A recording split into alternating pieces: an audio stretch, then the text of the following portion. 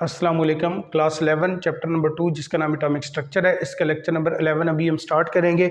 और जो आज का हमारा टॉपिक है वो है शेप्स ऑफ ऑर्बिटल। सबसे पहले इसकी डेफिनेशन लिखी हुई है। डेफिनेशन ये कहती है कि स्पेस के अंदर वो रीजन जहाँ पे इलेक्ट्रॉन के चांस मैक्सिमम हो प्रेजेंस होने के अराउंड द न्यूक्लियस, उस रीजन को हम क्या कहेंगे? ऑर्बिटल। तो इसकी डेफिनेशन क्या है? An orbital is a region. Region मतलब एक जगह है इन स्पेस। कहाँ पे? स्पेस में। किसके सराउंडिंग में? न्यूक्लियस के सराउंडिंग में।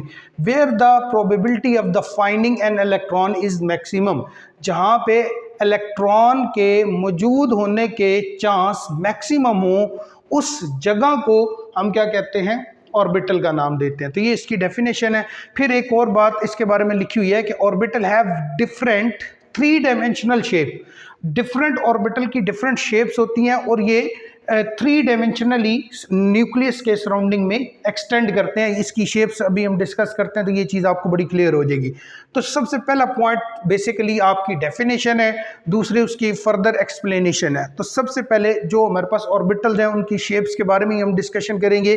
Shapes of different orbitals. अब आपको पता है हमारे पास 4 डिफरेंट ऑर्बिटल्स हैं। सबसे पहला हमारे पास कौन सा ऑर्बिटल है? S orbital. इसको हम शार्प लिखते हैं। शार्प क्यों लिखते हैं इसकी एक्सप्लेनेशन आपकी बुक में तो नहीं है, लेकिन बेसिकली जो हाइड्रोजन की स्पेक्ट्रल लाइंस है ना वो शार्प हमें मिलती हैं एस के लिए, तो इसलिए हम क्या कहते हैं कि ये शार्प है। तो शार्प का जो एस है इस वजह से आप इसको क्या कहते हो? S orbital. अब इस पे ज़्यादा फोकस नहीं करना आपने, ये जो फर्दर पॉइंट्स हैं इन पे आप लोगों ने फोकस करना है क्योंकि हमारे कोर्स के अंदर ये चीज़ें हैं। इस शार्प का मीनिंग बस मैंने थोड़ा सा एक्सप्लेन कर दिया, आप जस्ट इतना सा माइंड में रखो, अदरवाइज इसके बारे में कोई क्वेश्चन नहीं पूछा जाएगा। तो जो एस ऑर्बिटल है उसकी अगर हम शेप की बात करें वो स्फेरिकल होता है, बिल्कुल ऐसे सर्कुलर, और ये बड़ा शार्प आपको स्पेक्ट्रल लाइंस प्रोवाइड करता है। ये जो बात मैंने यहाँ पे की है। फिर उसके बाद नंबर्स ऑफ लोब्स। इसका एक ही लोब होता है। लोब बेसिकली जैसे अगर आप इस पी ऑर्बिटल की बात करो ना, एक इसका ये लोब है, एक ये लोब। लोब हम कहते हैं उस जगह को जहाँ पे इलेक्ट्रॉन के मौजूद होने के चांस मैक्सिमम हो। जैसे कि अगर देखो ये सेंटर वाला पोर्शन है ना, यहाँ स्पेस कम है, जो मैं इसको यूं एक्सप्लेन कर सकता हूँ कि यहाँ पे इलेक्ट्रॉन के मौजूद होने के चांस कम है, फिर इधर थोड़े ज़्यादा होते गए, फिर और ज़्यादा होते गए, तो यहाँ पे इलेक्ट्रॉन मौजूद होने के चांस मैक्सिमम है इस रीजन में, तो इसको हम क्या कहेंगे? लोब। फिर इलेक्ट्रॉन के चांस यहाँ पे मौजूद होने के मैक्सिमम है, इसको भी मैं लोब कहूँगा। और इस स्पेस को मैं लोब नहीं कहूँगा क्योंकि यहाँ पे इलेक्ट्रॉन के मौजूद होने के चांस बहुत कम है। तो बेसिकली लोब क्या चीज़ होगी? जहाँ पे आप यूँ समझ लो कि ऑर्बिटल का वो हिस्सा जहाँ पे इलेक्ट्रॉन के चांस मौजूद होने के मैक्सिमम होंगे, उसको हम क्या कहेंगे? लोब का नाम देंगे। तो जो एस ऑर्बिटल है उसका एक ही लोब होता है, वो फर्दर डिवीजन नहीं होती, वो सर्कुलर और सिमेट्रिकल होता है, मतलब स्पेस में इक्वल पार्ट्स के अंदर वो डिवाइड होता है। तो ये आपके पास एस ऑर्बिटल के लिए शेप है। तो इसमें हमने 3 बातें डिस्कस की। शेप जो कि स्फेरिकल है, बिल्कुल नजर आ रही है। नंबर्स ऑफ लोब वो एक ही है, इसमें फर्दर डिस्ट्रीब्यूशन आपको नजर नहीं आ रही कि 2 हिस्सों में अलग से डिवाइड नजर आता हुआ नजर ये नहीं आ रहा है, जैसे ये पी ऑर्बिटल आपको नजर आ रहा है। फिर सिमेट्रिकल इन ऑल डायरेक्शन, मतलब जो एस ऑर्बिटल है वो स्पेस के अंदर इक्वल अमाउंट में आप कह सकते हो वो एक्सटेंड हुआ है, उस जो उसका फैलाव है वो हर डायरेक्शन में इक्वल है। सिमेट्रिकल का ये मतलब है। तो सिमेट्रिकल इन ऑल डायरेक्शन, तो जो एस ऑर्बिटल होता है वो क्या होता है? सिमेट्रिकल होता है और सारी डायरेक्शन में इक्वल डिस्ट्रीब्यूशन है उसकी। ये 3 बातें आप लोगों ने एस ऑर्बिटल के बारे में याद रखनी है। फिर हम पी ऑर्बिटल की बात करते हैं, तो ये इसके लिए प्रिंसिपल का वर्ड हम यूज करें। और पी ऑर्बिटल कहाँ से? ये पी, ये वाला वर्ड आपके पास आ रहा है। सेम जैसे शार्प स्पेक्ट्रल लाइंस हमें मिलती थी हाइड्रोजन या उस जैसे हाइड्रोजन जैसे जो दूसरे एटम्स हैं उनके लिए, सेम इसके लिए जो स्पेक्ट्रल लाइंस मिलती थी वो हमारे पास प्रिंसिपल स्पेक्ट्रल लाइंस होती थी। इसकी फर्दर डिटेल में जाने की ज़रूरत नहीं है, जस्ट आप ये याद रखो पी कहाँ से आया? प्रिंसिपल से। तो पी ऑर्बिटल जो होता है उसकी शेप की अगर हम बात करें वो डंबल होती है। ये जैसे ये डंबल नहीं होती जिम के अंदर हम यूज़ करते हैं, यहाँ से जगह कम और यहाँ साइडों पे वजन होता है, सेम ये डंबल शेप है। और सेंटर में इलेक्ट्रॉन के मौजूद होने के चांस कम से कम और साइडों पे इलेक्ट्रॉन के मौजूद होने के चांस मैक्सिमम है, इसलिए मैं इसको भी लोब कहूंगा, इसको भी। तो पी ऑर्बिटल के 2 लोब और एस ऑर्बिटल का सिर्फ एक ही लोब होगा। तो शेप इसकी क्या है? डंबल। और नंबर्स ऑफ लोब्स कितने हैं? पी ऑर्बिटल के 2 और अगर एस के नंबर्स ऑफ लोब्स की बात करूं तो वो सिर्फ एक ही होगा। अब इसकी ओरिएंटेशन कितनी, ओरिएंटेशन हमने जब वो मैग्नेटिक क्वांटम नंबर पढ़ा था तो वहाँ पे ओरिएंटेशन को हमने डिस्कस किया था कि बेसिकली जो पी ऑर्बिटल है वो स्पेस में 3 डिफरेंट डायरेक्शन के अंदर फैला हुआ होता है, एक्सटेंड हुआ होता है। तो कितनी डायरेक्शंस हैं? 3। इसलिए मैं कह सकता हूँ कि इसकी 3 ओरिएंटेशन है। ये एक इसका आप कह सकते हो जो पी एक्स ऑर्बिटल है उसके 2 लोब जो हैं वो एक्स एक्सिस के ऊपर एक्सटेंड होते हैं। पी वाई की बात करूँ तो वो वाई एक्सिस पे एक्सटेंड होते हैं। पी जेड की बात करूँ तो वो जेड एक्सिस पे एक्सटेंड होते हैं। ये मैं आपको ड्रॉ करके भी दिखा देता हूँ। अब अगर हमने ना पी एक्स ऑर्बिटल को ड्रॉ करना है, अब सबसे पहले आपने ये बात माइंड में रखनी है कि जो पी ऑर्बिटल होती है उसकी शेप डम्बल होती है, ये आपको नज़र भी आ रही है। और अगर हम पी एक्स की बात करें ना तो इसको आप यूं ड्रॉ करोगे, आपको ये एक्स एक्सिस नज़र आ रहा है, ये एक्स पॉजिटिव है, ये एक्स नेगेटिव है, एक्स और एक्स प्राइम, इधर वैल्यूज पॉजिटिव में जाएंगी, इधर नेगेटिव में जाएंगी। अगर हम एक्स एक्सिस की बात कर रहे हैं तो वाई एक्सिस पे फोकस करने की ज़रूरत नहीं है, और ये आपके पास डम्बल शेप होती है। तो मैं इसकी यूं शेप बना सकता हूँ पी एक्स ऑर्बिटल की। ये शेप किसकी होगी? ये पी एक्स ऑर्बिटल की। अब आप खुद देख सकते हो कि इसके 2 लोब हैं, एक ये लोब और एक ये लोब। ये देखो थोड़ा छोटा बड़ा हो सकता है, इससे कोई फ़र्क नहीं पड़ता, इससे कंफ्यूज नहीं होना कि ये कहीं गलती तो नहीं कंसिडर होगी, तो इससे एज सच कोई फ़र्क नहीं पड़ता। तो ये मेरे पास कौन सा ऑर्बिटल है? ये पी एक्स है। अब आप इसको पी एक्स क्यों कह रहे हो? क्योंकि इसका ये लोब और ये लोब दोनों एक्स एक्सिस के ऊपर एक्सटेंड हुए हैं, इसलिए इसको मैं पी एक्स का नाम दूंगा। फिर अगर हम पी वाई की बात करें ना तो ये वाई एक्सिस है, ये एक्स एक्सिस। अगर मैं यहाँ ड्रा करूंगा तो ये मेरे पास पी एक्स बनेगा, लेकिन मैंने अभी कौन सा बनाना है? P y. तो सेम शेप डम्बल होगी, लेकिन अब आप कहाँ बनाओगे? किस एक्सिस के ऊपर? वाई एक्सिस के ऊपर। तो इसकी शेप कुछ यूं बनेगी। इसको आप यूं पहले बना लो ना तो ये थोड़ा इजी हो जाता है। ऐसे यहां से आप इसको सर्कुलर कर दो, सेम ऐसे। ये थोड़ा सा ये छोटा बड़ा बन जाता है, तो इससे कोई ऐसा इश्यू नहीं है, तो परेशान नहीं हो जाना। तो ये मेरे पास कौन सा ऑर्बिटल होगा? ये पी वाई। पी वाई मैं इसको क्यों कह रहा हूँ? उसकी रीज़न ये है कि एक लोब ये भी वाई एक्सिस के ऊपर है, दूसरा लोब ये भी वाई एक्सिस के ऊपर है। यहाँ वैल्यूज पॉजिटिव होती हैं, यहाँ नेगेटिव होती है मैथ के अंदर, लेकिन हमने नेगेटिव और पॉजिटिव वैल्यूज़ की तरफ नहीं जाना। जस्ट आपने जो ऑर्बिटल्स हैं उनकी जो, जैसे ये पी ऑर्बिटल है, इसके लोब्स की डिस्ट्रीब्यूशन को देखना है। अगर पी एक्स है तो दोनों लोब्स एक्स एक्सिस के ऊपर होंगे, और अगर हम y की बात करें तो दोनों लोब कहाँ पे हैं? y एक्सिस के ऊपर। अब आ जाते हैं पी जेड के ऊपर। जो पी जेड है ना उसको बनाने के डिफरेंट मेथड हैं। जैसे अब ज़्यादा बच्चों को कन्फ्यूजन होती है तो मैंने इसलिए यहाँ पे ना एक और काम किया, दोनों तरीक़ों से आपको बता देता हूँ। अगर यहाँ कोई पी जेड बनाना चाहता है ना तो बेशक आप ये कर सकते हो, इस x को हटा के ना ये यहाँ बेशक नाम ही क्या लिख दो? z लिख दो, ठीक है, और यहाँ z प्राइम। तो दोनों लोब एक यहाँ बना दो, एक यहाँ बना दो, ये क्या बन जाएगा? पी जेड बन जाएगा। अगर ये नहीं करना, इधर बेशक आप क्या रहने दो? x ही रहने दो, यहाँ x ही रहने दो, और इधर क्या कर दो? x प्राइम, और बेशक इसको चेंज कर दो z और ये z प्राइम। और अब अगर पी जेड की बात करें तो यहाँ दोनों आप लोब बना दो, ये भी ठीक है। एक और तरीका भी है जो ज़्यादातर बच्चों को मेरे ख्याल में आसान लगेगा कि ये वाई एक्सिस है, ये वाई प्राइम है, तो यहाँ कौन सा एक्सिस होना चाहिए दरमियान में? इधर या इधर? वो जेड एक्सिस होना चाहिए। अब ये काफ़ी सारे बच्चों के माइंड में होगा। अब अगर ये आपके पास अगर ये जेड है और ये जेड प्राइम है, तो अब आपको बड़ा क्लियर नज़र आ रहा होगा कि अगर मैं यहाँ पे लोब बनाऊंगा ना, यहाँ पे ऐसे, तो ये बेसिकली किसको रिप्रेजेंट करेगा? पी जेड ऑर्बिटल को। किसको? पी जेड ऑर्बिटल को। तो ये जो ऑर्बिटल मुझे नज़र आ रहा है, ये जो मैंने ड्रॉ किया, ये बेसिकली किसको रिप्रेजेंट कर रहा है? पी जेड ऑर्बिटल को। ये भी ठीक है। या दूसरा मैंने तरीका बताया कि एक्स एक्सिस के ऊपर आप बेशक जेड को भी ड्रॉ कर दो, लेकिन नाम यहाँ क्या लिख दो? जेड लिख दो। अब यही बात आपको डी ऑर्बिटल में और ज़्यादा क्लियर हो जाएगी। और वाई की अगर बात करूँ तो वाई की जगह अगर मैं जेड लिख दूँ और उसके ऊपर ड्रॉ कर दूँ ऑर्बिटल, तो वो क्या हो जाएगा? P G. तो इस तरह से ये 3 ऑर्बिटल मैंने आपको ड्रॉ करके दिए हैं, ये पी एक्स, ये पी वाई और ये पी जी। अब ये जो बात आखिरी थी ना, थ्री ओरिएंटेशन, अब थ्री ओरिएंटेशन की बात आपको यहाँ समझ मेरे ख्याल में आ जानी चाहिए कि ये एक्स एक्सिस के ऊपर है दोनों लोब्स, तो ये पी एक्स ऑर्बिटल है, और ये वाई एक्सिस के ऊपर दोनों लोब है, तो ये पी वाई ऑर्बिटल है। और पी जेड की अगर बात करें तो जेड ऑर्बिटल जो है वो जेड एक्सिस के ऊपर एक्सटेंड हुए हैं। एक और बात जो मैंने अभी वैसे बता दी है कि अगर कोई बच्चा यहाँ ड्रा करता है तो भी ठीक है, अगर कोई बच्चा यहाँ ड्रा करता है तो भी ठीक है, उससे कोई गलत नहीं होगा। फिर आप ये ड्रा नहीं करोगे, अगर कोई बच्चा यहाँ ड्रा करता है फिर ये वाला ड्रा करने की ज़रूरत नहीं है। तो ये आपके पास पी जेड ऑर्बिटल आ गया।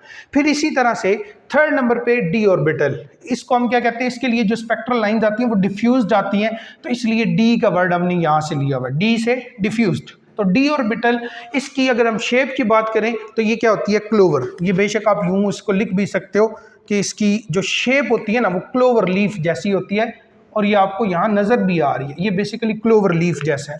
यहाँ भी एक हार्ट सा बना हुआ है, इधर भी इधर भी इधर भी, तो ये बेसिकली जो शेप है ये कैसी है, क्लोवर लीफ, इस ये शेप की मैं बात कर रहा हूँ। तो डी ऑर्बिटल की अगर हम शेप की बात करें तो वो क्या होती है, क्लोवर लीफ, ठीक है, ये क्लोवर लीफ जैसी शेप होती है। अगर नंबर्स ऑफ लोब्स की बात करें तो वो 4 हैं, 1 2 3 4। अब आप खुद देख सकते हो कि ये जो रीजन है ना, ये वाला इधर यहाँ, इस रीजन में इलेक्ट्रॉन के मौजूद होने के चांस मैक्सिमम है, और यहाँ पे इलेक्ट्रॉन के चांस बहुत कम है, यहाँ इलेक्ट्रॉन के फाइंडिंग के चांस कम है, यहाँ भी कम है, यहाँ भी कम है। और ये जो रीजन है यहाँ पे इलेक्ट्रॉन के मौजूद होने के चांस मैक्सिमम है, इसलिए मैं इसको क्या कह रहा हूँ, लोब्स। और कितने लोब्स होते हैं, डी के 4। ये एमसीक्यूज के लिए बहुत इंपॉर्टेंट ये एमसीक्यूज बन सकता है यहाँ से कि numbers of lobes of D orbital कितने होते हैं, वो 4 होते हैं। पी के कितने होते हैं, वो 2 होते हैं, और एस का सिर्फ एक ही लोब होता है। तो ये बेसिकली आपको जो शेप नजर आ रही है ये क्लोवर लीफ की है, एक पत्ता होता है, एक प्लांट है, उसके बिल्कुल लीफ इस तरह के होते हैं। आप बेशक इसको सर्च भी करो ना, क्लोवर लीफ, तो आपको ये शेप नजर आएगी।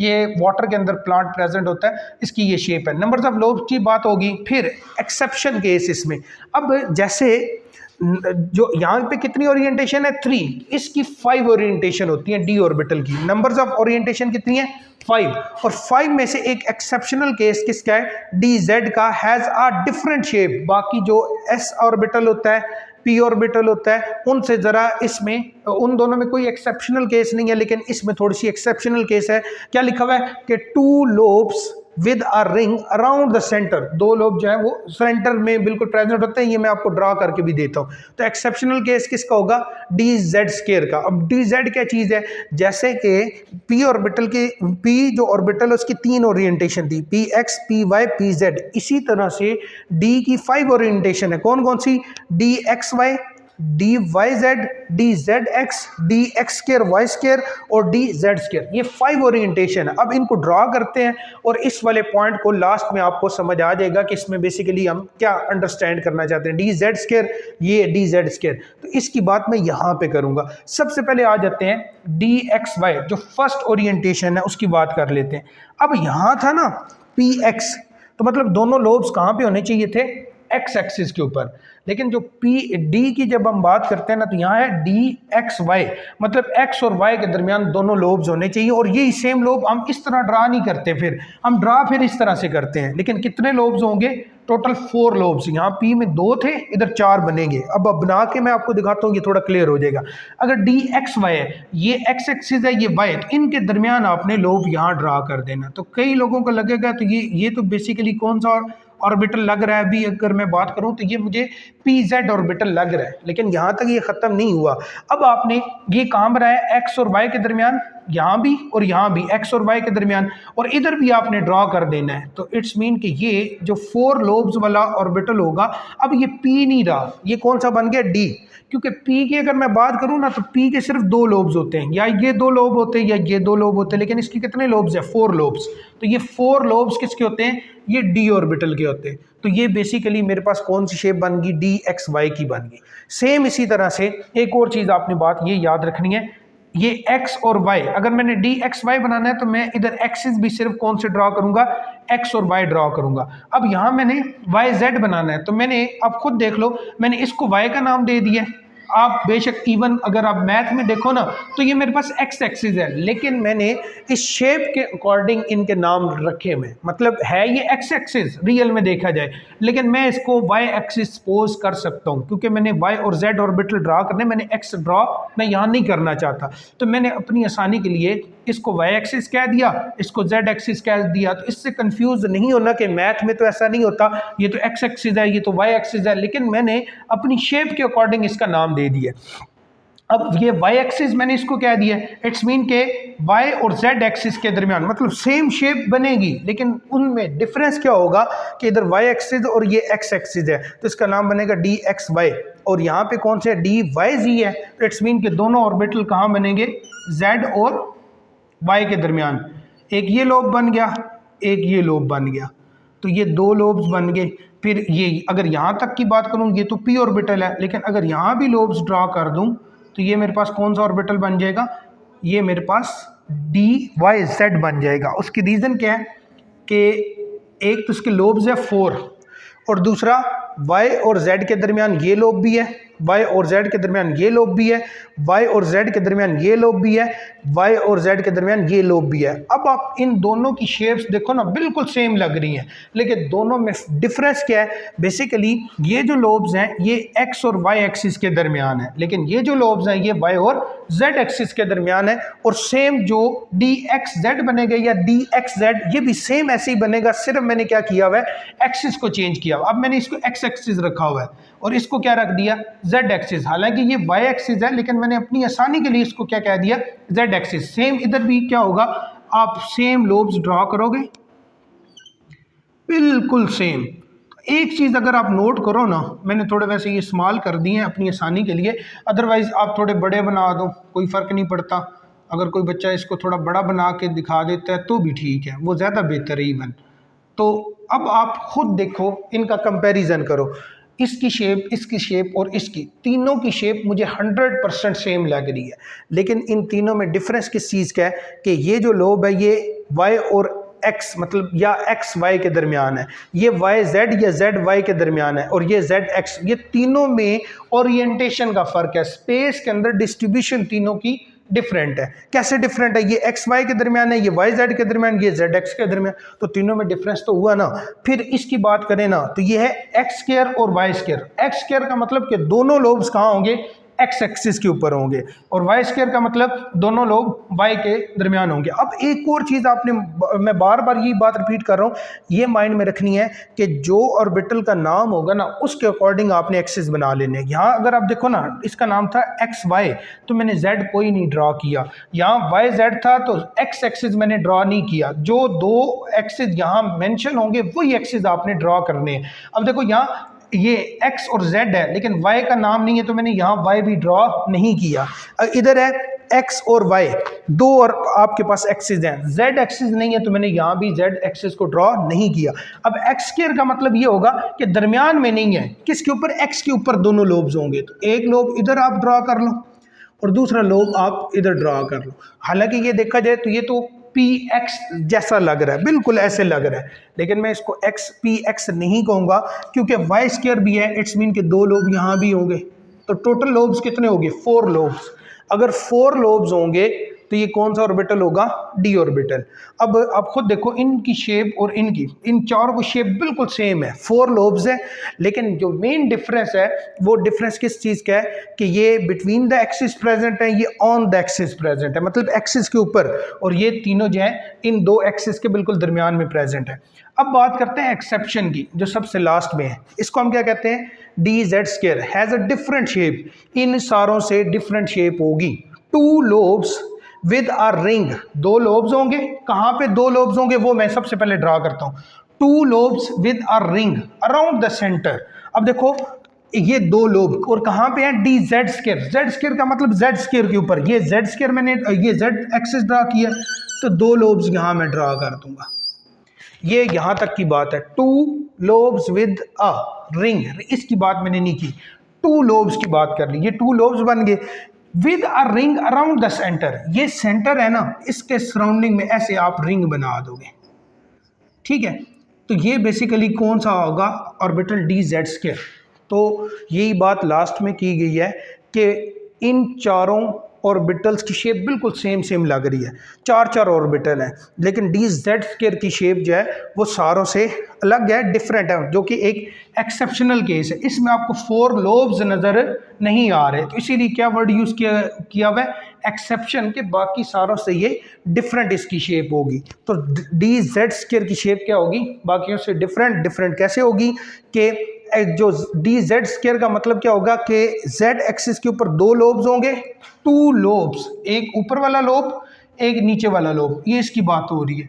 एक ये लोब हो गया और दूसरा ये lobe, 2 lobes with a ring around the centre, ये सेंटर है, तो इसके सराउंडिंग में इस तरह से आप रिंग बना दोगे, तो ये वाला जो ऑर्बिटल है ये डी जेड स्क्वायर को रिप्रेजेंट करेगा। तो इस तरह से हमने सबसे पहले एस ऑर्बिटल की शेप को देखा, फिर पी ऑर्बिटल्स को देखा, फिर लास्ट में डी ऑर्बिटल्स को। अभी एफ ऑर्बिटल रह गया है, लेकिन सबसे पहले मैं ज़रा साइड पे हो रहा हूँ, आप इन 2 पोर्शन का स्क्रीनशॉट ले लो ताकि ये जो थर्ड वाला पोर्शन है इसको फर्दर हम कंटिन्यू करें। तो अभी मैं थोड़ा साइड पे होता हूँ, तो सबसे पहले तो आप इसका स्क्रीनशॉट ले लो ताकि अगर कोई बच्चा इसको कॉपी करना चाहता है तो ईजिली वो इसको कॉपी कर सके। मैं थोड़ा सा साइड पे हो रहा हूँ, आप लोग स्क्रीनशॉट ले लो।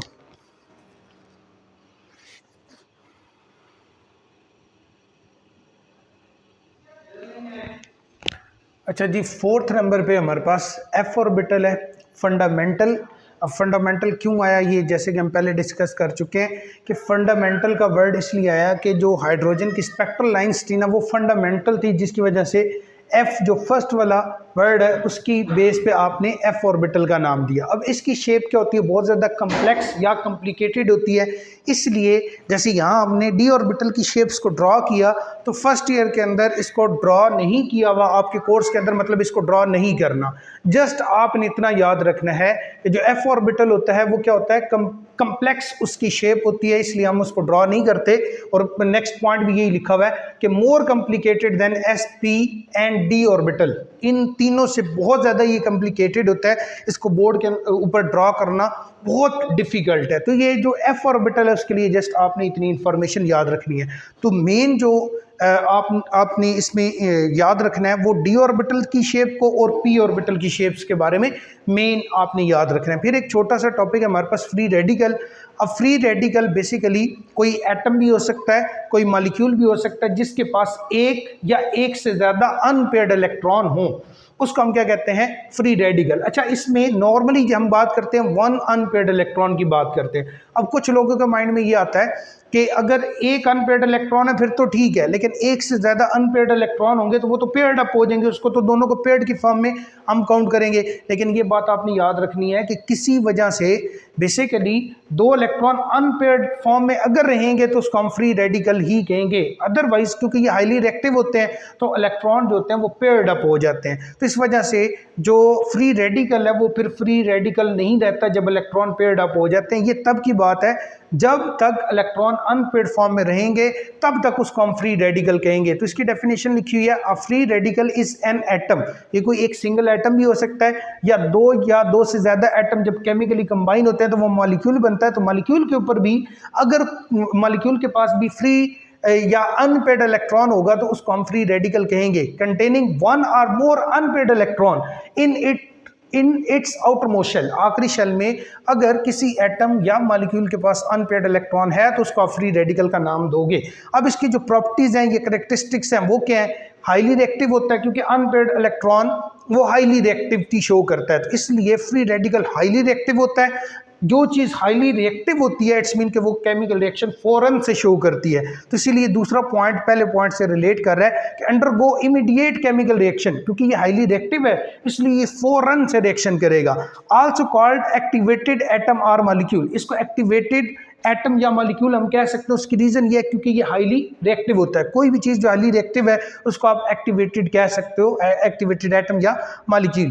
फिर है their electronic configuration is the same as the corresponding atom but they can contain an unpaired electron shown by a dot. इसमें ये बात लिखी हुई है कि जैसे सोडियम एटम है ना, तो सोडियम एटम की जो इलेक्ट्रॉनिक कन्फिगरेशन होगी सेम वही इलेक्ट्रॉनिक कन्फिगरेशन सोडियम एटम से जो फ्री रेडिकल बनता है सेम उसके पास भी वही होगी। और उसको हम किस से शो करते हैं, डॉट से। जैसे फॉर एग्जांपल क्लोरीन एटम है, तो क्लोरीन एटम की जो इलेक्ट्रॉनिक कन्फिगरेशन होगी सेम वही इलेक्ट्रॉनिक कन्फिगरेशन या नंबर्स ऑफ इलेक्ट्रॉन सेम जो क्लोरीन एटम के पास होंगे वही सेम क्लोरीन रेडिकल के पास भी होंगे, और उसको हम किससे शो करते हैं, एक डॉट से। जैसे कि एग्जांपल आपको दिखाई गई है, ये क्लोरीन रेडिकल है, इसके ऊपर ये जो डॉट है ये बेसिकली किसको रिप्रेजेंट कर रहा है कि ये हमारे पास एक फ्री रेडिकल है, इसके पास अनपेयर्ड इलेक्ट्रॉन है। अब इवन जो क्लोरीन है उसके आखिरी वाले शेल में यहाँ पेयर्ड इलेक्ट्रॉन भी हैं, और कितने पेयर्ड इलेक्ट्रॉन है, 3। तो आप इन पेयर्ड इलेक्ट्रॉन को नहीं देखोगे, अगर एक भी अनपेयर्ड इलेक्ट्रॉन है तो ये फ्री रेडिकल, इसको काउंट करोगे। इसी तरह से ये आपके पास CH3, यहाँ पे कार्बन ने 3 हाइड्रोजन के साथ बॉन्ड बनाया हुआ है और कार्बन के पास एक अनपेयर्ड इलेक्ट्रॉन है, तो ये मेरे पास कौन सा हुआ है, मॉलिक्यूल, लेकिन ये मॉलिक्यूल कैसे है, एक फ्री रेडिकल है। फिर इसी तरह से ब्रोमीन रेडिकल है, इसके पास भी 3 पेयर्ड इलेक्ट्रॉन है जो कि आउटर मोस्ट शेल में इलेक्ट्रॉन है, और एक इलेक्ट्रॉन इसके पास अनपेयर्ड है, जिसकी वजह से इसको मैं क्या कह रहा हूँ, फ्री रेडिकल। और जो इस क्लोरीन रेडिकल की इलेक्ट्रॉनिक कन्फिगरेशन होगी या नंबर्स ऑफ इलेक्ट्रॉन जितने इसके पास है 17 इलेक्ट्रॉन है, सेम क्लोरीन एटम के पास भी उतने ही होंगे। ये लास्ट वाला पॉइंट ये कह रहा है कि their electronic configuration is the same, electronic configuration भी सेम होगी। इलेक्ट्रॉनिक कन्फिगरेशन कब सेम होती है, जब नंबर्स ऑफ इलेक्ट्रॉन सेम होते हैं, as the corresponding atom. Corresponding atom का क्या मतलब है, क्योंकि ये क्लोरीन ये जो क्लोरीन है रेडिकल, ये बेसिकली क्लोरीन से बना हुआ है, तो क्लोरीन इसका कोरेस्पॉन्डिंग एटम होगा, but they contain an unpaired electron. तो कोई भी ऐसा एटम जिसके पास अनपेयर्ड इलेक्ट्रॉन होगा या कोई भी ऐसा मॉलिक्यूल जिसके पास अनपेयर्ड इलेक्ट्रॉन होगा, उसको आप फ्री रेडिकल का नाम दोगे। इसमें कोई ऐसा कम्प्लेक्स बात नहीं है, सिर्फ अनपेयर्ड इलेक्ट्रॉन वाली बात आपने याद रखनी है। तो ये 3 एग्जाम्पल आप इसमें लिख सकते हो। अभी मैं थोड़ा सा साइड पे हो रहा हूँ, तो इसका भी अगर कोई स्क्रीनशॉट लेना चाहता है तो वो स्क्रीनशॉट ले ले। अब ये जो चीज़ें ना, ये वाली, ये स्पेशली बुक के अंदर इस तरह से प्रॉपर एक्सप्लेनेशन के साथ नहीं दी हुई, स्पेशली डी ऑर्बिटल की मैं बात कर रहा हूँ। जो पी ऑर्बिटल है वो तो थोड़ा ईजी है इससे, जो डी ऑर्बिटल है ये थोड़ा सा कम्प्लेक्स है। इसको ड्रॉ करने के लिए थोड़ा सा आपको टाइम देना पड़ेगा, इसकी प्रैक्टिस करनी पड़ेगी। तो इसको आप प्रैक्टिस करोगे तो इंशाल्लाह ये भी आप ड्रॉ कर सकते हो। तो मैं थोड़ा साइड पे हो रहा हूँ, इसका भी स्क्रीनशॉट ले लो। और ये 2 टॉपिक आज हमने कवर किए हैं।